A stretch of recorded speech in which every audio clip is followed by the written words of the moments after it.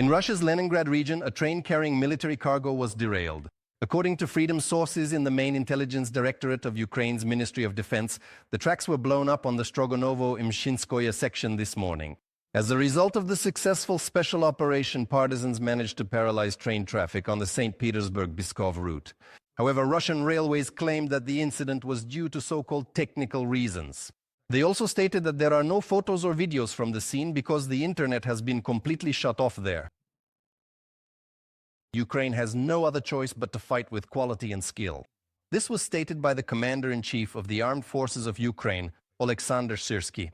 According to him, on the front lines, the Russians continue to rely on sheer numbers of manpower, but the Ukrainian armed forces have an effective means of destroying the enemy: unmanned aerial systems. Therefore, Ukraine will create new units and expand this branch of the military. As evidence, Syrsky cited the impressive number of Russian targets hit by Ukrainian drones. During September, our unmanned aerial systems struck 66,500 enemy targets. Of these, 39,200 hits were carried out by kamikaze drones. At the same time, 18,159 servicemen of the occupying army were hit or eliminated. The advantage in the use of FPV drones remains on our side, although the enemy is doing everything possible to reach parity. Alexander Syrsky, Commander-in-Chief of the Armed Forces of Ukraine, on Telegram. The armed forces of Ukraine have captured an Indian citizen who was fighting on the side of the Russian army. This was reported by the 63rd Separate Mechanized Brigade on Facebook. 22-year-old Mayoti Said Mohammed Hussein said that he came to Russia to study but ended up in prison for 7 years on drug charges. There he signed a contract with the Russian army. He was promised freedom after a year of service. He was also promised payments of up to 1.5 million rubles. However, the Indian citizen never received any money. I should note that according to the Ukrainian side, more than 100 citizens from 32 countries around the world who fought as part of the Russian Federation's army are currently in captivity. Most of them are from Central Asia, especially Uzbekistan and Tajikistan. Nepal, Belarus, Sri Lanka, Kazakhstan and Yemen are also among the leaders. The Ukrainian Defense Forces have also added to their exchange fund in the Dnipropetrovsk region. Fighters from the 141st Separate Mechanized Brigade liberated the village of Sichove, and during the operation captured 8 Russian soldiers. What is the situation on other sections of the front and what is happening on the hottest Pokrovsk direction? You'll find out in our next report. The armed forces of Ukraine have liberated the village of Sochnove in the Dnipropetrovsk region. This was reported by the 141st Separate Mechanized Brigade of the Armed Forces of Ukraine, which also posted footage of the successful assault on its Facebook page. According to the military, during the operation, 50 Russian occupiers were eliminated and another 8 were taken prisoner. The assault unit fighters carried out a step-by-step operation to liberate and clear the village.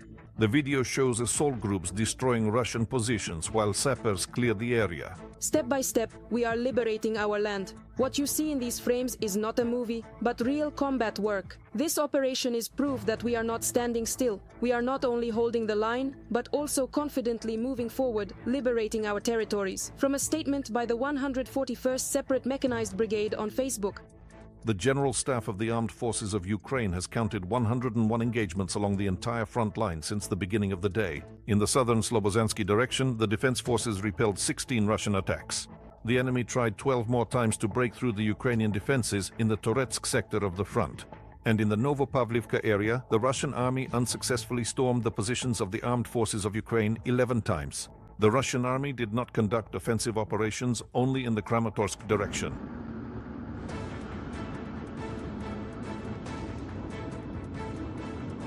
The main Russian forces remain concentrated in the Pokrovsk direction.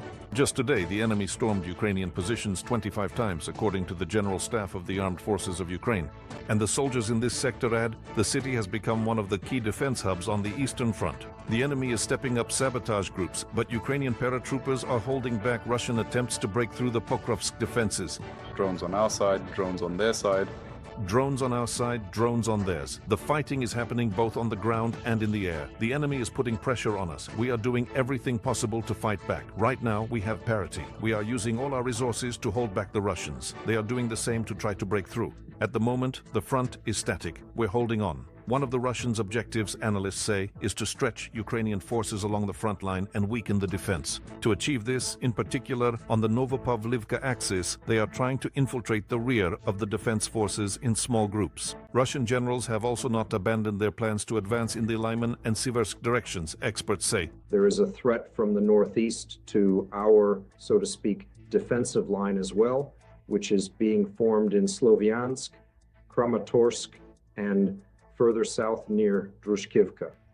The defense of Kostiantynivka is already in a very difficult state, which the enemy has been trying to capture for quite some time, and they are attacking from three sides. Meanwhile, Russian military losses continue to grow. Over the past day, the defense forces have eliminated 1,020 Russian servicemen. The total losses of the Russian army have exceeded 1,117,000 personnel. This was reported by the General Staff of the Armed Forces of Ukraine. According to the Ukrainian military, in the past 24 hours, 3 Russian tanks, 6 armored vehicles, 29 artillery systems, 1 air defense system, and 79 units of enemy automotive equipment were destroyed.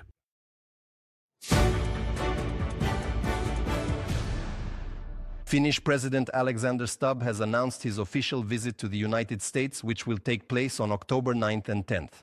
He spoke about this at a press conference with the President of Iceland, Guðni Johannesson. Stubb also stated his intention to deliver a message to U.S. President Donald Trump, which he received during his recent trip to Kiev. President Trump started from a position where he gently tried to persuade Russia to end this war. That was the carrot phase. And, of course, given the latest statements he has made, I see the emergence of the stick. How big that stick will be depends on the president himself. Russia has intensified its information and psychological campaign, which may be part of preparations for a potential war with NATO.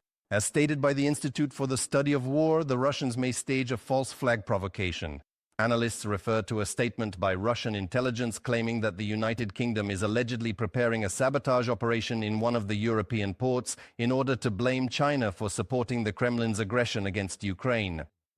Previously, Russia had already accused Poland, Moldova, and Serbia of similar actions. In recent weeks, such statements have been appearing more and more frequently, forming a new coordinated pattern of activity.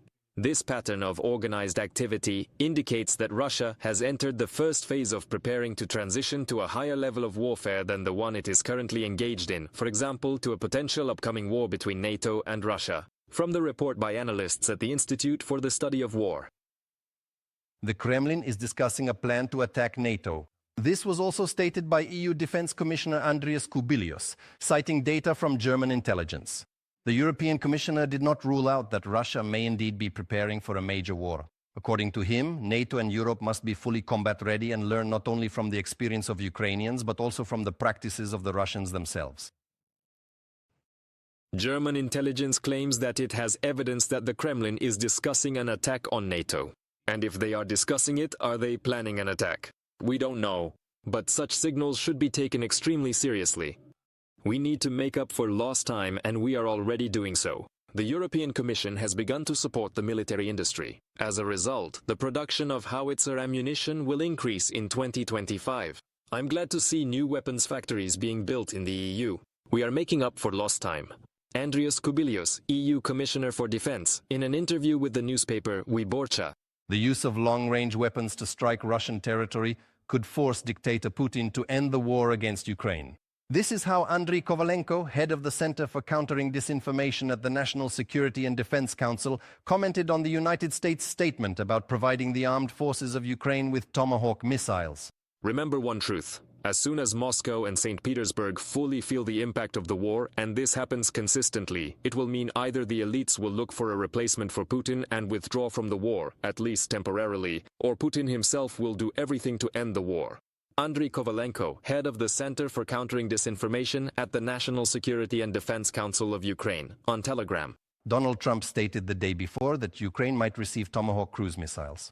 However, according to him, Kyiv must provide a list of targets it considers legitimate military objectives. At the same time, the Pentagon has already ordered more than 800 homing warheads and is carrying out modifications for launches from ground-based platforms.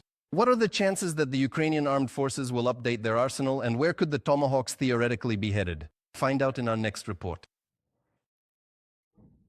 US President Donald Trump stated that the decision to transfer Tomahawk cruise missiles to Ukraine is practically finalized. He personally informed journalists about this at the White House. Earlier, the Wall Street Journal reported that Washington had agreed to provide Kyiv with intelligence for strikes on Russian energy infrastructure targets located beyond the front lines. According to the publication, this move was a preparation for the possible transfer of long-range weapons to Ukraine, including Tomahawk missiles. I've practically made the decision already, if I can put it that way. Yes, I think I want to know what they're doing with them, where they're sending them. I think I should ask that question. This war should never have started. Tomahawk missiles are capable of performing a wide range of tasks, from destroying ground targets to reconnaissance. Modern modifications provide greater range and accuracy, up to 2,500 kilometers. According to estimates by the Institute for the Study of War, if Ukraine receives such missiles, around 2,000 Russian military and industrial facilities could be at risk, including the Shahed production site in Yelabuga and the airbase in Engels. Usually, Tomahawks are launched from surface ships and submarines. However, Kyiv may also be provided with ground-based launchers, such as the mobile Typhoon systems. According to Yegor Chernev, head of the Ukrainian delegation to the NATO Parliamentary Assembly, Washington will likely transfer a small batch of missiles to Kyiv and set rules for their use. At first, we will be given the missiles, but only a few or a couple dozen, and we won't be allowed to use them right away. They'll watch how the Kremlin reacts. If there is no reaction, we will be able to strike a few times at the Russian border. If Putin still doesn't agree to negotiations after that, we will be allowed to slightly increase the range, and the supplies will grow a bit. The range of use and the volume of missile supplies will increase as Putin continues to escalate the war. Yegor Chernov, head of Ukraine's permanent delegation to the NATO Parliamentary Assembly, on Facebook.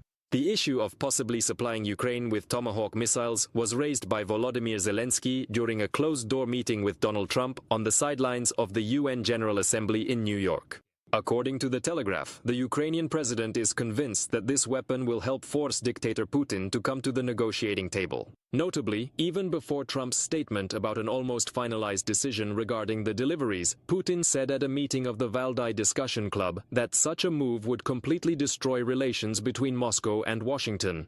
Tomahawks represent a very serious escalation in the level of support for Ukraine. Therefore, the fact that Putin is afraid is practically a given. But right now, Putin is trying to put pressure on Trump to prevent this from happening.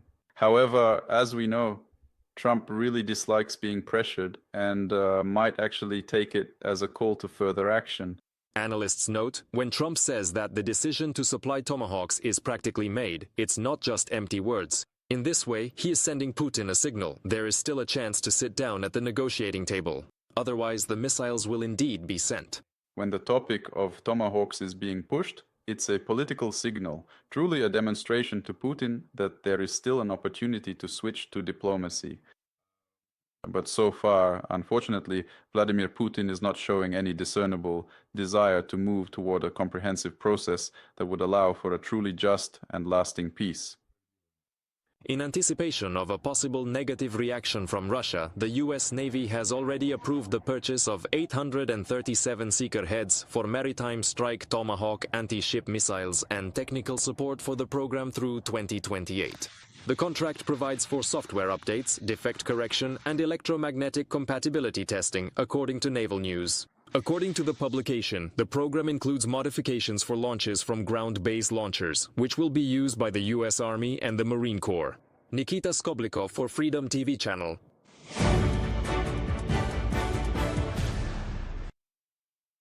The European Union may impose restrictions on the movement of Russian diplomats within EU countries. The reason is an increased threat of espionage. This was reported by the Financial Times. European intelligence has determined that diplomats operating undercover may be involved in a number of offenses. In particular, this concerns arson, cyber attacks, and sabotage of infrastructure in NATO countries. Details in the report by Yulia Granovskaya. To tighten the rules of movement for representatives of Russian diplomatic missions in Europe, a corresponding proposal was submitted by the Czech Republic this August as part of the 19th EU sanctions package. The initiative provides for a ban on travel across Europe outside the country of accreditation, thereby effectively suspending Schengen rules for diplomats.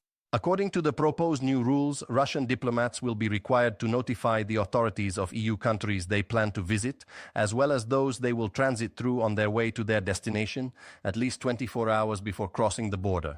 They will also need to provide all information about the vehicle used for the trip, as well as report the border checkpoints they will pass through and the dates of travel. When using a plane, train, or bus, diplomats will be required to specify the name of the carrier, the route code, or its equivalent, according to EU Observer. In addition, any EU country has the right to deny entry or impose additional conditions for granting travel permission without providing a reason. The new rules may affect not only Russian diplomats, but also administrative and technical staff of diplomatic missions, as well as their family members. The reason is that earlier, European intelligence discovered evidence of Kremlin spy diplomats being involved in arson, cyber attacks, and sabotage of infrastructure in NATO countries. Diplomats of the Russian Federation also often manage assets or operations outside their countries of residence in order to better avoid counterintelligence surveillance, reports the Financial Times. Putin is trying to turn the political order of Europe upside down, stated the Chancellor of Germany. Commenting on cases of Russian drones violating the airspace of NATO countries, Friedrich Merz stated that the Kremlin is now actively waging a hybrid war against Europe and Germany. We are aware of the threat. Putin wants to intimidate and spread fear. We will not allow ourselves to be intimidated and will defend ourselves effectively against this threat. Russia is at the very least a tough adversary and an enemy of our political order. He is waging a hybrid war against us. Putin is waging an information war against us. He is waging a war against Ukraine, and this war is directed against all of us. It is in Germany's interest to protect the political order of open, free societies in Europe. In Moscow, the German Chancellor's statement was met with the usual harsh response. The official representative of the Russian Foreign Ministry, Zakharova, stated that Berlin will only investigate the drone incidents, which forced Munich Airport to suspend operations on October 2nd in the next century. Despite the Kremlin's public statements claiming it has nothing to do with the launch of drones or any acts of sabotage, the intelligence services of European countries continue to record cases of Russian espionage. For example, last summer the Austrian authorities revoked the accreditation of two TASS correspondents, Ivan Popov and Arina Davidyan. The reason was suspicion of espionage. However, just a year later, new so-called journalists arrived to replace the old ones, Olga Kukla and Maxim Cherevik. Like many other spies, Kukla and Cherevik blew their cover because of their love for pizza. As the food delivery database shows, Olga Kukla and Maxim Cherevik ordered pizza and drinks 9 times to an apartment in a high-rise building at 22 Taruskaya Street, Building 3. According to the Insider, this building, constructed in 2012, houses the main part of the Foreign Intelligence Service, Military Unit 28778, and is home to 220 families of foreign intelligence officers, including SVR, Zaslon, Special Forces operatives assigned to the Ministry of Foreign Affairs and undercover journalists from state media. The Kremlin not only systematically sends its spies to European countries, but is also reaching a new level, open provocations. For example, last week, during patrols in the Baltic countries, NATO fighter jets intercepted Russian aircraft 3 times for violating flight regulations. Let us recall that on September 19th, 3 MiG-31 fighter jets of the Russian Aerospace Forces entered Estonian airspace without permission. In addition, the International Civil Aviation Organization has found Russia and North Korea guilty of systematically jamming GPS signals. The organization demanded that both countries immediately stop causing interference and fully comply with their obligations to ensure unimpeded navigation. Yulia Granovskaya for Freedom TV Channel.